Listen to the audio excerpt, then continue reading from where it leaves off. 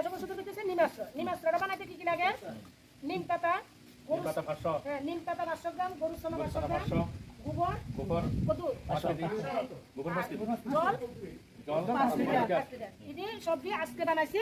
আজকে বানাইয়া যখন কেটে কালকে বিকাল বেলা এটা সাইকে গাছে স্প্রে করব। স্প্রে করে জল দিয়ে 5 লিটার মিশাইছি, আমি সেটা না কিন্তু যেটা হচ্ছে জীবামৃত সার।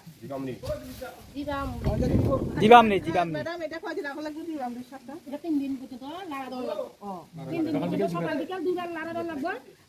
4 দিনের দিন এটা জল মিক্স করে যদি মনে করেন যে ঘরে জীবামৃত বানাবেন শুকনা গোবরের লগে মিক্স করে লাগবে, তাহলে 2টা সার হয়ে যাবে। একটা জিনিস বানায় 2টা সার ঘন জীবামৃত হইব, জীবামৃত হইব। এটা মানে 3 দিন পর্যন্ত লাড়া দিয়ে এবার শুকনা গোবরের লগে মিক্স করে এই গাছে করে দিবি আর কি। জমি হাজ গন্ডা তো সেটা দিমু আগুন হিয়া ঠিক না চলে এটাই অনা